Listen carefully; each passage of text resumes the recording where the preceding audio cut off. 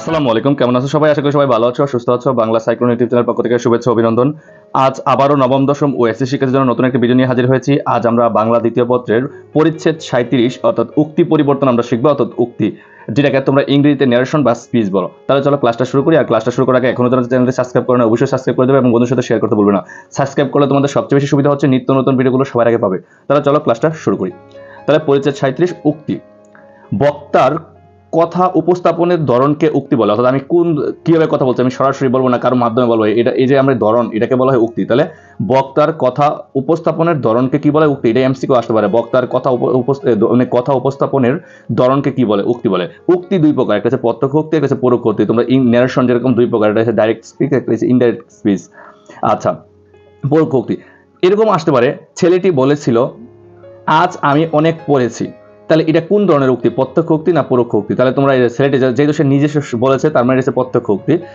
আর এটাকে পরোক্ষ উক্তিতে করলে আমরা ইনডাইরেক্ট স্পিচ এরকম করলে কি, ছেলেটি বলেছিল যে সেদিন সে অনেক পড়েছে, তাহলে এটা হচ্ছে পরোক্ষ উক্তি। পরীক্ষায় এটাও দিয়ে এই লাইনটা দিয়ে বলতে পারে এটা কোন ধরনের উক্তি। ওকে, এবার আসো, যে উক্তিতে বক্তার কথা সরাসরি উদ্ধৃত করা হয় তাকে বলা হয় প্রত্যক্ষ উক্তি। অর্থাৎ বক্তা যখন নিজে সরাসরি বলবে তখন এটা প্রত্যক্ষ উক্তি। পরীক্ষা কিন্তু এই লাইনটাই এমসিকিউ আসতে পারে। যে উক্তিতে বক্তার কথা সরাসরি উদ্ধৃত হয় তাকে কি বলা হয়? প্রত্যক্ষ উক্তি।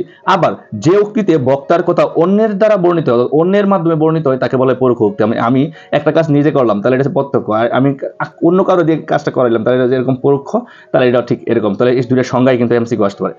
এবার আসো, প্রত্যক্ষ উক্তি লেখার সময় উদ্ধার চিহ্ন মানে ইনভার্টেড কমা যেটাকে বলি, বা উদ্ধরণ চিহ্ন, উদ্ধার চিহ্ন অর্থাৎ ইনভার্টেড কমা ব্যবহৃত হয়। তাহলে প্রত্যক্ষ উক্তি আমরা কিভাবে চিনব? ইনভার্টেড কমা থাকবে। দেখো, রফিক হেসে বলল আমি আপনাকে লক্ষ্য করিনি। তাহলে রফিক হেসে বলল, এটা কি? তাহলে যেহেতু ইনভার্টেড কমা আছে, দেখো তার মানে এটা হচ্ছে প্রত্যক্ষ উক্তি, সে নিজে সরাসরি বলছে।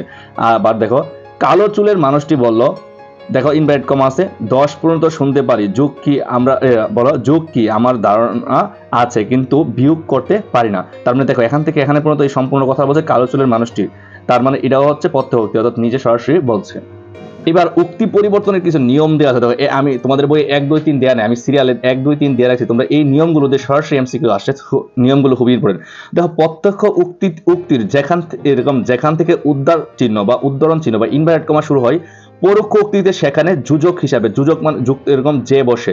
অর্থাৎ প্রত্যক্ষ উক্তি যেখানে উদ্ধার চিহ্ন শুরু হবে, পরোক্ষ উক্তিতে সেখানে যুজক হিসাবে কি বসবে? যে বসবে। তাহলে এটা কিন্তু পরীক্ষা আসে যে প্রত্যক্ষ উক্তিতে যেখানে উদ্ধার চিহ্ন শুরু হয়, পরোক্ষ উক্তিতে সেখানে যুজক হিসাবে কি বসে? যে বসে, এবং উদ্ধার চিহ্ন উঠে যায়। যেমন দেখো, প্রত্যক্ষ উক্তি, নেতা বলল, দেখো নেতা বলল নিচে কমা, এখানে কিন্তু ইনভার্টেড কমা, আমি জনগণের মৌলিক অধিকার নিশ্চিত করতে চাই।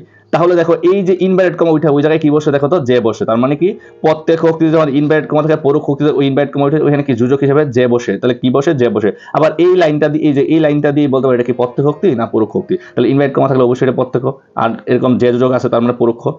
তাহলে 1 নম্বর নিয়মটা দিয়ে এমসিকিউ আসলে আশা করি তোমরা পারবা। 2 নম্বর নিয়মটা খুবই ইম্পর্টেন্ট। দেখো, অর্থের সঙ্গতি রক্ষার জন্য বাক্যে ব্যবহৃত সর্বনামের পরিবর্তনের প্রয়োজন। তাহলে পরীক্ষা আসতে পারে যে ন্যারেশনের সর্বনামে বা উক্তিতে সর্বনামের পরিবর্তন কেন প্রয়োজন? অর্থের সঙ্গতি রক্ষার জন্য। কেন প্রয়োজন? অর্থের সঙ্গতি রক্ষার জন্য। অথবা অর্থের সঙ্গতির জন্য বাক্যের মধ্যে কিসের প্রয়োজন? অর্থাৎ সর্বনামের পরিবর্তনের প্রয়োজন। যেমন দেখো, প্রত্যক্ষ উক্তিতে আমি বললাম রাজীব বলল আমি বাগান করা পছন্দ করি। এই কথাটা যখন আরেক এরকম পরোক্ষ উক্তিতে যখন রাজীব বলো, যে আরেকজন যখন বলছে আমি, রাজীব যখন সরাসরি নিজে বলছে, তার মানে আমি বাগান করা পছন্দ করি বলছে। কিন্তু ওর কথা যখন আমার মাধ্যমে বা অন্যের মাধ্যমে যাবে, তখন কিন্তু এটা হবে সে। তাহলে সে বাগান করা পছন্দ করে। তাহলে কিন্তু এই বাক্যটা দিয়ে বলতে পারে এটা কি প্রত্যক্ষ উক্তি না পরোক্ষ উক্তি? এরকম। তাহলে দেখো, তাহলে সর্বনামটা কি আমি বলছি, আর এখানে যখন পরোক্ষভাবে সে বলছে, মানে চেঞ্জ করা লাগবে, মানে বাক্যের মিলানোর জন্য। আচ্ছা, প্রত্যক্ষ উক্তিতে মিহির বলল আমার জানা মতে সবুজ এ বাসায় থাকে। তাহলে পরোক্ষ উক্তিতে বলে আমার জানার মতে জায়গায় কি হবে? তার জানার মতে সবুজ এ বাসার জায়গায় হবে কি? সে বাসায় থাকতো। থাকে মানে এবার থাকতো। তার মানে কিন্তু এই যে তোমাদের উদাহরণগুলো কিন্তু খুবই ইম্পর্টেন্ট, এবং তোমরা মনে রাখবা তোমাদের বইয়ের উদাহরণ হুবহু আসবে পরীক্ষায়, তোমাদের বইয়ের উদাহরণ হুবহু আসবে। আগের বইয়ের উদাহরণগুলো ততটা ইম্পর্টেন্ট না তোমাদের জন্য বলতো। আবার দেখো, পরোক্ষ উক্তিতে কর্তা অনুযায়ী ক্রিয়ার রূপের পরিবর্তন হয়। কর্তা যেরকম সে অনুযায়ী ক্রিয়ার রূপের পরিবর্তন হয়। যখন উদাহরণ, এটা খুব ইম্পর্টেন্ট। তাহলে এরকম পরোক্ষ উক্তিতে কর্তা অনুযায়ী কি হয়? ক্রিয়ার রূপের পরিবর্তন হয়। পরীক্ষার কর্তা অনুযায়ী কিসের পরিবর্তন হয়? তাহলে ক্রিয়ার রূপের পরিবর্তন হয়। যেমন প্রত্যক্ষ উক্তিতে লিপি বলল আমি এখনই বের হচ্ছি। তাহলে এটার পরোক্ষ উক্তিটা কি হবে? লিপি বলল যে আমির জায়গায় হবে কি? সে। এখনই বলছে মানে কি তখনই বেরোচ্ছে, এবং এই উদাহরণটা সবচেয়ে ভেরি ইম্পর্টেন্ট। এই উদাহরণটা সবচেয়ে ভেরি ইম্পর্টেন্ট হচ্ছে এই উদাহরণটা। সো ভালো করে পড়বা, এটা কিন্তু আগের বইতে এই উদাহরণটা ছিল, এটা বোর্ডের অনেকবার আসাও একটা প্রশ্ন। তাহলে এটা কিন্তু নিয়মগুলো মনে রাখবা। তোমাদের কিন্তু উক্তি পরিবর্তন দেবে, এই বাক্যটা দিয়ে বলবে এটা পরোক্ষ উক্তি কোনটা, বা এই উক্তিটা দিয়ে বলবে এটা প্রত্যক্ষ উক্তি কোনটা, অথবা এই বইয়ের উদাহরণগুলো দিয়ে দিবে, ঠিক আছে। 4 নম্বর নিয়মটা হচ্ছে দেখো, প্রত্যক্ষ উক্তিতে পরোক্ষ উক্তি, এরকম দেখো, প্রত্যক্ষ উক্তিকে পরোক্ষ উক্তিতে পরিবর্তন করার সময় কালবাচক ও স্থানবাচক শব্দের পরিবর্তন হয়। কিসের পরিবর্তন হয়? ভেরি ইম্পর্টেন্ট এই নিয়মটা ভেরি ইম্পর্টেন্ট। তাহলে পরীক্ষা আসবে প্রত্যক্ষ উক্তিকে পরোক্ষ উক্তিতে পরিবর্তন করার সময় কিসের পরিবর্তন হয়? কালবাচক, অর্থাৎ কালের পরিবর্তন হয়, স্থানবাচক শব্দের পরিবর্তন হয়। তাহলে কোনটা পরিবর্তন হয়? কালবাচক এবং স্থানবাচক পরিবর্তন হয়। খুবই ইম্পর্টেন্ট দেখো, এবং উদাহরণটা খুবই ইম্পর্টেন্ট। প্রত্যক্ষ উক্তিতে আছে লোকটি বলল আমি আগামীকাল এখানে আবার আসবো। তাহলে পরোক্ষ উক্তিতে লোকটি বলল, এই যে ইনভাইট কোন জায়গায় আসবে? যে, কি আসবে? যে। তারপর আগামীকাল হবে এটা কি? পরদিন, আগামীকাল হবে পরের দিন। এখানে এটা হয়ে যাবে কি? সেখানে। তোমরা ন্যারেশনের মধ্যে এরকম বলছো, দিস থাকলে দ্যাট, এরকম পড়ছো না? ওইরকম এখানে সেখানে আসবো, এখানে কি হয়ে যাবে? যাবেন। তাহলে দেখো তোমাদের এই হুবহু কিন্তু প্রত্যক্ষ উক্তি এবং পরোক্ষ উক্তি এই লাইন এগুলো দিয়ে দিতে পারে, হুবহু ইম্পর্টেন্ট, ভালো করে পড়বা। তারপর দেখো, প্রত্যক্ষ উক্তিতে চিরন্তন শব্দের উদ্ধৃতি থাকলে পরোক্ষ উক্তিতে ক্রিয়ার কালের কোনো পরিবর্তন হয় না। তাহলে পরীক্ষায় খুবই ইম্পর্টেন্ট। আমরা ইংরেজিতে বলছি না, চিরন্তন শক্ত বাক্যের ক্ষেত্রে কি কখনো কি হয় না? ক্রিয়ার কালের কোনো পরিবর্তন হয়, ক্রিয়ার কালের পরিবর্তন হয়। তাহলে পরীক্ষা একটা ক্রিয়ার কালের পরিবর্তন কখন হয় না?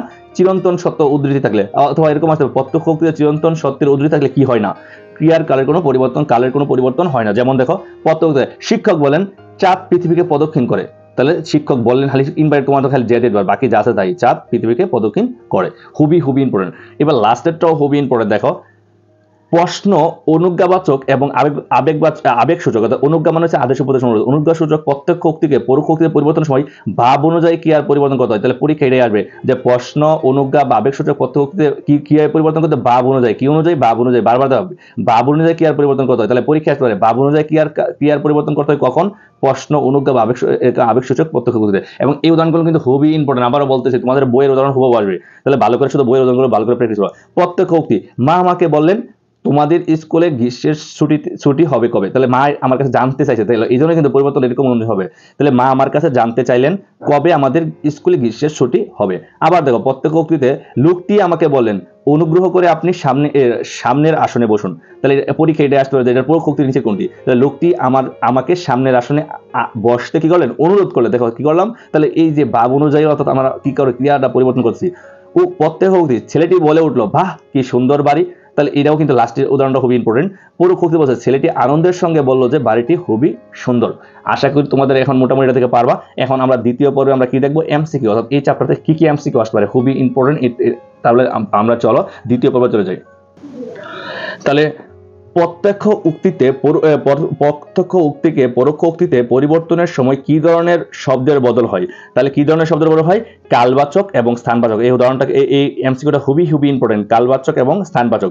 2 নাম্বার হচ্ছে প্রত্যক্ষ উক্তিকে কোন জ্যোতিচিহ্ন দিয়ে উক্তিকে আবদ্ধ করা হয়? তাহলে আমরা জানি ইনভার্টেড কমারে বাংলায় বলে উদ্ধার চিহ্ন বা উদ্ধরণ চিহ্ন।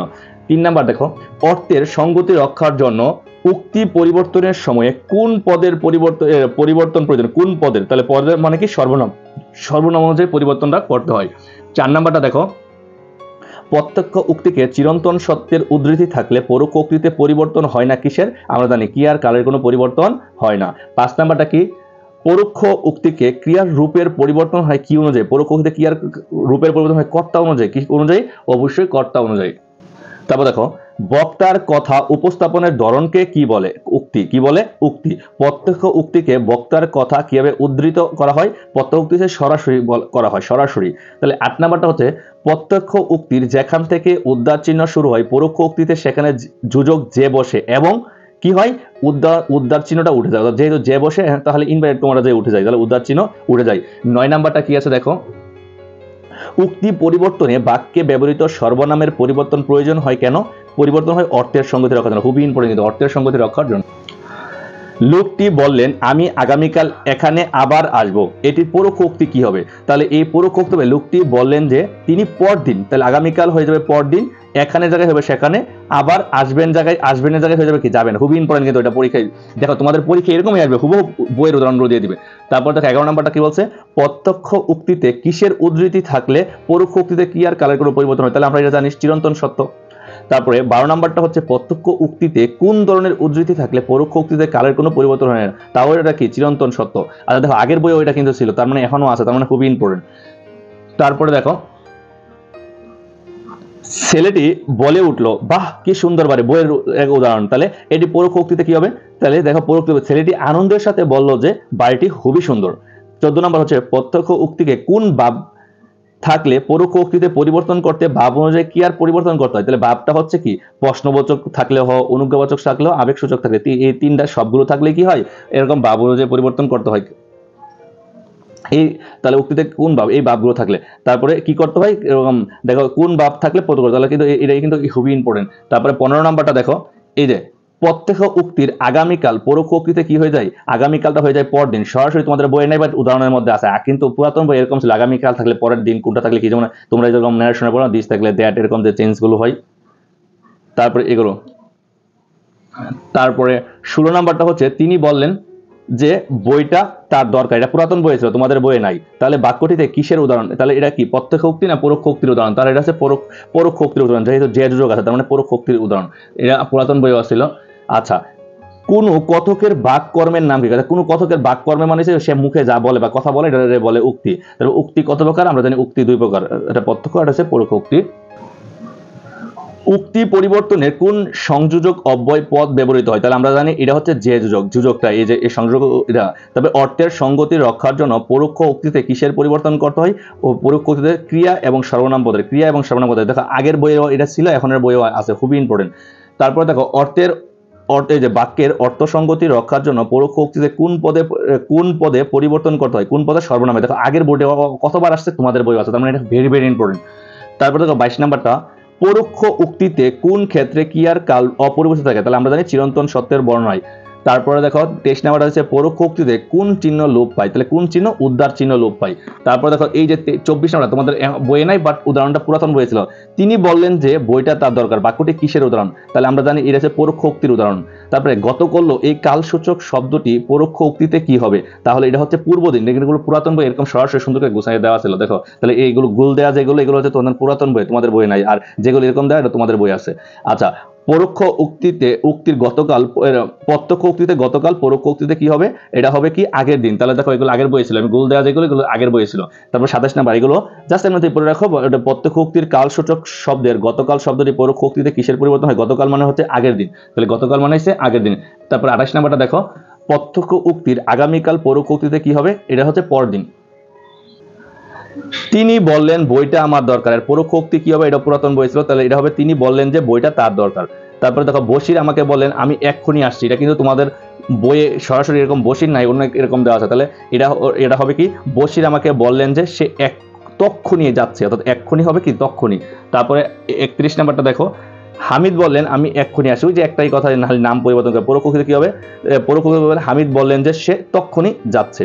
তারপর দেখো 32 নাম্বার প্রশ্নবোধক, অনুজ্ঞাসূচক, আবেগসূচক প্রত্যক্ষ উক্তিকে পরোক্ষ উক্তিতে পরিবর্তন করতে হলে প্রধান খণ্ডবাক্যের ক্রিয়াকে কি অনুসারে পরিবর্তন করতে হয়, আমরা জানি ভাব অনুসারে পরিবর্তন করতে হয়।